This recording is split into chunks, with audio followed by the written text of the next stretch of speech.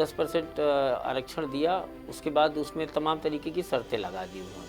हमारी ये मांग है कि पहली बात तो इसको बढ़ा दिया जाए कि जितना और लोगों को आरक्षण मिलता है, उनको जो सुविधाएं दी जाती हैं, आपको आरक्षण देना ही तो हमको भी उन सुविधाओं को दिया जाए। सरकारें आती गई, सरकारें गई आई, सरकारों ने अपने हिसाब से वोट बैंक के हिसाब से चीज़ों को, सिस्टम को बनाया। हम लोग आरक्षण वालों को दबाते हैं, ये करते हैं। हम लोग कहाँ दबाते हैं? तुम्हारे यहाँ लोग दबा रहे हैं, हम कहाँ दबा रहे हैं किसी को।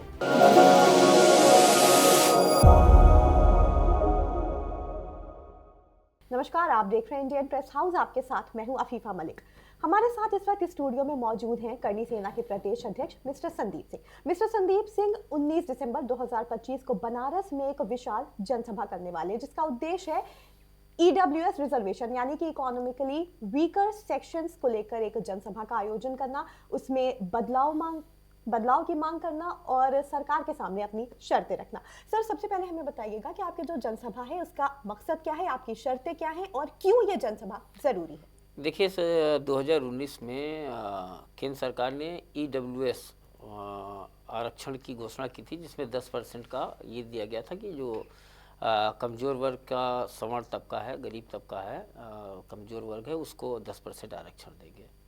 फिर 10% आरक्षण दिया, उसके बाद उसमें तमाम तरीके की शर्तें लगा दी उन्होंने। बहुत सी शर्तें थी। तो इस लड़ाई को सबसे पहले हमारे छोटे भाई है राकेश सिंह रघुवंशी, राष्ट्रीय राजपूत करनी सेना के प्रदेश अध्यक्ष है, उन्होंने शुरू किया इस लड़ाई को। तो जो डिमांड उसमें निकल के आई, जो उसमें तमाम बातें थी, उसमें जो ये शर्तें लगाई गई थी, उन शर्तों के हिसाब से हम लोगों को कोई वेटेज मिल नहीं पा रहा था।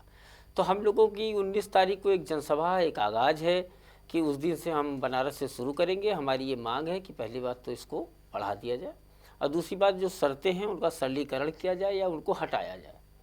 सर, 10% से बढ़ाकर कितना चाहते हैं आप? 15% हम लोग चाहते हैं, क्योंकि उसमें कई प्रमुख जातियाँ आ रही हैं, तो इसलिए हम लोग चाहते हैं कि उसको 15% कर दिया जाए, ताकि जो गरीब तबका है, ईडब्ल्यूएस का जो लाभ लेने वाले लोग हैं, उनकी संख्या वो ज़्यादा भागीदारी कर सकें। सर, अभी तक ये जो 10% का रिजर्वेशन है, इसका कितना फ़ायदा पहुंच रहा है? इसका कितना फ़ायदा अभी तक मिला है? कौन कौन सी जाति को ये फ़ायदा मिला है? देखिए, ऐसा है कि अब जो भी बात रही हो, लेकिन चूंकि उसमें इतनी नियम शर्तें उन्होंने लगा दी, उन्होंने कह दिया कि 8 लाख रुपए सालाना इनकम, 5 एकड़ ज़मीन, और इस तरीके की इतनी शर्तें लगा दी कि उस शर्तों में हमारे लोग बहुत ज़्यादा पार्टिसिपेट कर ही नहीं पा रहे हैं। तो हमारी सरकार से ये डिमांड है कि जितना और लोगों को आरक्षण मिलता है, उनको जो सुविधाएं दी जाती हैं, आपको आरक्षण देना ही तो हमको भी उन सुविधाओं को दिया जाए या उसमें सरलीकरण कर दिया जाए। अभी तो बहुत ज़्यादा फ़ायदा होता नज़र नहीं आ रहा है हम लोगों को। सर, आरक्षण का मुद्दा अक्सर देखा गया है कि बार बार उठाया जाता है। आपको जब से इस पद की जिम्मेदारी मिली है, जब से आपको प्रदेश अध्यक्ष बनाया गया है, आपने किस किस राह में क्या क्या कदम उठाए हैं ताकि ओवरऑल डेवलपमेंट हो सके आपसे जुड़े लोग? देखिए, पहली बात तो मैं आपको ये बता दूं कि हम लोग समाज के लिए काम करते हैं। बहुत जगह ये नैरेटिव है कि राजपूतों की है करनी सेना, तो ऐसा नहीं है। हम लोगों ने कोरोना काल में राशन बांटा, तो राशन हमने न किसी का जात पूछी न धन पूछा, उस समय जो लोग परेशान थे उनको किया। वैसे बलरामपुर में एक दलित लड़की के संग रेप की घटना हुई थी, तो उसमें भी हम लोगों ने जाके जो है क्या कहते हैं, उसके लिए न्याय की मांग की थी। खैर, उसमें सरकार ने बहुत अच्छा स्टेप लिया था। तो इस तरीके की चीज़ों भी, राणा सांगा के विवाद में भी, अगर कोई, हम इतिहास संरक्षण का काम करते हैं, हमारे पूर्वजों के प्रति अगर कोई भी उल्टी सीधी वैमनस्यता वाली बात करता है तो हम उसका विरोध करते हैं। और इतिहास संरक्षण की लड़ाई हम लड़ रहे हैं। शुरू से इतिहास संरक्षण की लड़ाई से ही हमने शुरू किया था। धीरे धीरे सामाजिक व्यवस्थाओं में जो कमियां नज़र आती हैं, जहाँ ये लगता है कि हमारे बोलने से कुछ हो सकता है या मुझे इसके लिए लड़ना चाहिए, वहाँ हम लोग तैयारी कर लेते हैं। सर, ईडब्ल्यूएस को लेकर राज्य और केंद्र सरकार जिस तरह से काम कर रही है, आप कितना संतुष्ट हैं? देखिए, अब संतुष्ट असंतुष्ट की बात तो ये है कि इसी केंद्र सरकार ने, इसी सरकार ने, जो वर्तमान सरकार है, इसी ने सबसे पहले 10% ईडब्ल्यूएस आरक्षण दिया। लेकिन जो उसमें नियम शर्तें थी, उन नियम शर्तों की वजह से हमको मिला तो, लेकिन हम लोगों को पूरी तरीके से फ़ायदा नहीं हुआ। और हम लोगों के यहाँ चूँकि इतना कैटेगराइजेशन कर दिया गया, उसको जैसे कह दिया गया कि इसको ऐसे, ये 8 लाख रुपए और ये और तमाम चीज़ें हैं। और हम लोग की एक डिमांड उसमें ये भी है कि सवर्ण आयोग की भी मांग है हम लोगों की, कि सवर्ण आयोग भी बनाया जाए।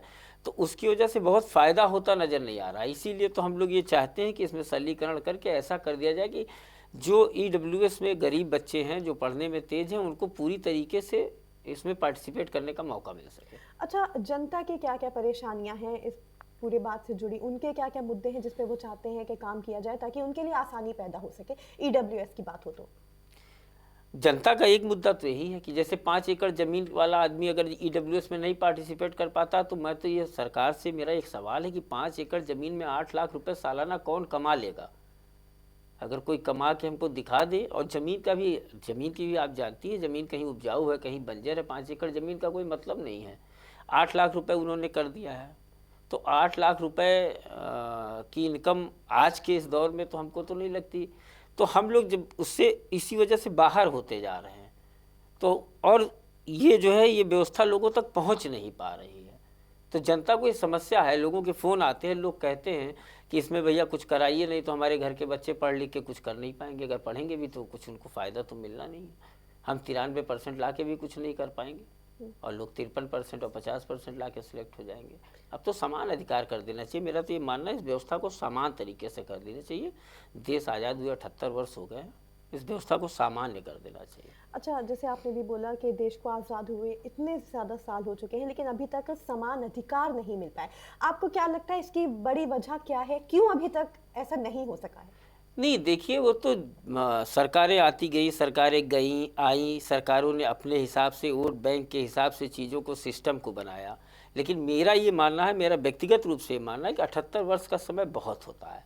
78 वर्ष के समय में आरक्षण का लाभ मिला, और आरक्षण में भी आरक्षण की व्यवस्था इतनी गड़बड़ हो गई है कि कोई क्रीमी लेयर, हमारे यहाँ लड़का अगर 8 लाख रुपए उसका परिवार कमा रहा है या 5 एकड़ ज़मीन है तो नहीं सिलेक्ट हो सकता। लेकिन अगर कोई राष्ट्रपति है, वो एससी या बैकवर्ड से आता है, या कोई मुख्यमंत्री है, तो उनको ये फ़ायदा मिलता रहता है। समान अधिकार आ ही नहीं पाएगा। ऐसे कैसे समान अधिकार आएगा? उनको मिलेगा, उनकी आने वाली पीढ़ी को मिलेगा। इस व्यवस्था को कहीं तो रोकना होगा। नहीं रोकना होगा तो इस तरीके से प्रतिभाओं का हनन होता रहेगा, प्रतिभाएं निकल कर बाहर नहीं आएंगी, लोग जो जहाँ पड़े हैं वहीं पड़े रहेंगे। तो अच्छा, ईडब्ल्यूएस को क्या प्राइवेट सेक्टर में भी लागू होना चाहिए? अगर ऐसा मानते हैं आप, तो आपकी क्या एक्सपेक्टेशंस हैं, क्या डिमांड है, क्या उम्मीदें हैं कि क्या ये हो सकता है, या क्या चाह रहे हैं आप? मैं देखिए, आरक्षण की व्यवस्था को ही कहीं लागू नहीं होना चाहिए। जब देश आज़ाद हुआ, देश की आज़ादी के बाद हम लोगों से, मान लीजिए हम लोग क्षत्रिय थे, क्षत्रियों की रियासतें गढ़ ले के सबके बराबर कर दिया गया। भूदान आंदोलन में सबसे ज़्यादा ज़मीन हम लोगों ने दी, तो हमको तो वैसे ही बराबर कर दिया गया। हमको आरक्षण नहीं चाहिए, ना दे आरक्षण, कोई आरक्षण नहीं चाहिए। जितनी चीज़ें ली गई थी इस राष्ट्र के निर्माण के समय, जितनी चीज़ें ली गई थी वो उतनी वापस कर दें। जैसे आपने अभी बोला आपको आरक्षण नहीं चाहिए, तो क्या जनता भी यही चाहती है? नहीं, जनता तो देखिए क्योंकि इससे एक वो हो जाएगा ना कि जिन लोगों को कहीं ना कहीं थोड़ा बहुत भी अगर लाभ मिल रहा है, तो आपको नहीं लगता इससे उनके लिए परेशानी बढ़ जाएगी अगर आरक्षण नहीं होता है तो? सबको समान शिक्षा का अधिकार दे दें, समान शिक्षा का अधिकार दे दें, उसमें कोई वो नहीं है। अब वो बार बार इन तथ्यों को उठाना राजनीतिक पार्टियों द्वारा करना, 500 साल पहले ऐसा हुआ, 1000 साल पहले हुआ, तो 1000 और 500 साल की पहले की परिस्थिति हम नहीं जानते हैं। वर्तमान में जी रहे हैं, वर्तमान में जो स्थितियां हैं वो ये स्थितियां हैं कि आज हमारे यहाँ का बच्चा 93% 95% पाता है, और जब उसका सिलेक्शन देखता हूँ 39% वाले का हुआ तो लोग आत्महत्या कर ले रहे हैं। डिप्रेशन है, प्रतिभाएं निकल नहीं पा रही। या तो आरक्षण इस तरीके से कर दिया जाए, समाप्त कर दिया जाए, सबको समान अधिकार दे दिया, या मान लीजिए आप आरक्षण दे रहे हैं, हम उसका भी विरोध नहीं करते, देना चाहिए था आपको, लेकिन जैसे आपने ईडब्ल्यूएस में दिया तो उसमें भी ऐसा देना चाहिए था कि जिससे लोग लाभ उठा सके। ऐसे तो कोई फायदा ही नहीं है। ऐसे तो एक क्रीमी लेयर वहाँ भी बन गई, वहाँ पे भी क्या निचले स्तर तक थोड़ा ना पहुँचा जा रहा है। जो पहुँच गया कहीं, उसने अपने बच्चे के लिए ले लिया, उन्होंने अपने बच्चे के लिए ले लिया। ये परंपरा चली आ रही है, तो इसमें उनके तबके में भी फायदा नहीं हो रहा। आरोप हम लोगों के ऊपर लगता है कि हम लोग आरक्षण वालों को दबाते हैं, ये करते हैं। हम लोग कहाँ दबाते हैं? तुम्हारे यहाँ लोग दबा रहे हैं, हम कहाँ दबा रहे हैं किसी को। तो 19 दिसंबर को आप जो जनसभा करने वाले हैं उसमें आपके साथ कौन कौन शामिल होगा, कहाँ पर है ये जनसभा, और जैसे कि मैंने पूछा क्या क्या ऐसी डिमांड है जो आप सीधे चाहते हैं सरकार तक पहुँचे? देखिए, उस जनसभा का आयोजन हमारे छोटे भाई राकेश सिंह रघुवंशी, श्री राष्ट्रीय राजपूत करणी सेना के उत्तर प्रदेश के अध्यक्ष, उन्होंने किया। और वो प्रदेश में पहले ऐसे व्यक्ति थे, किसी संगठन के अध्यक्ष थे, जिन्होंने इस व्यवस्था को उठाया।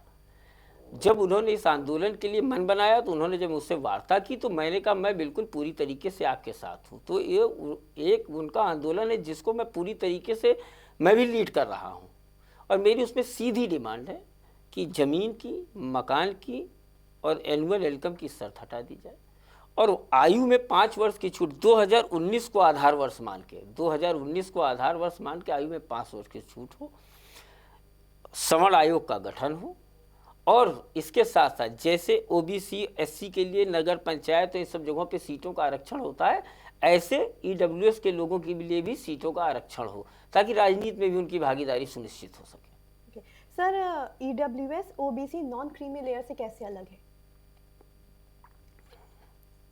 कैसे अलग है तो इसके लिए नाम मैं किसी का लेना नहीं चाहता हूँ। मैं ऐसे भी अधिकारी जानता हूँ कि जो सर्वोच्च पद पे रहे प्रदेश में, उनके बच्चे भी लगभग सर्वोच्च पद पे पहुँच गए और उनकी आने वाली तीसरी पीढ़ी भी पहुँच गई। तो जब आपको एक बार आरक्षण का लाभ मिल चुका था, आप मुख्य धारा में, भाई आपको आरक्षण इसलिए दिया गया कि आप मेन स्ट्रीम में शामिल हो सके। आप मेन स्ट्रीम में शामिल हो गए, जब आप सरकारी व्यवस्था में आ गए, सरकारी गजट में आपका नाम आ गया तो आप मेन स्ट्रीम में शामिल हो गए। तो अगर आपके बच्चों को भी मिलेगा, मान लीजिए मुख्यमंत्री हैं, मुख्यमंत्री जी के पूर्व मुख्यमंत्री जी के बच्चों को भी मान लीजिए मिलेगा, तो आप किसी गरीब आरक्षण पाने वाले का ही तो हक मारेंगे।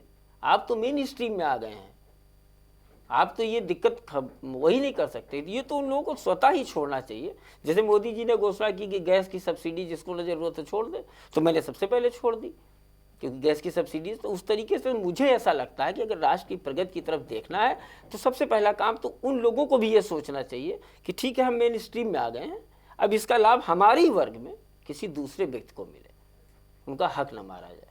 बहुत बहुत शुक्रिया हमसे बातचीत करने के लिए। तो प्रदेश अध्यक्ष संदीप सिंह का कहना है कि अगर सोसाइटी को मिलकर आगे बढ़ना है तो समान अधिकार बहुत ज़रूरी है और इसके लिए बहुत ज़रूरी है कि हर किसी के बारे में सोचा जाए, हर किसी के हित के बारे में सोचा जा सके, ताकि इसी तरह लोग आगे बढ़ सके और हर कोई खुश मिजाज रह के अपनी ज़िंदगी में आगे बढ़ सके उन नीतियों के साथ जो सरकार हमारे लिए बनाती है। अभी के लिए इतना ही। जुड़े रहें इंडियन प्रेस हाउस के साथ।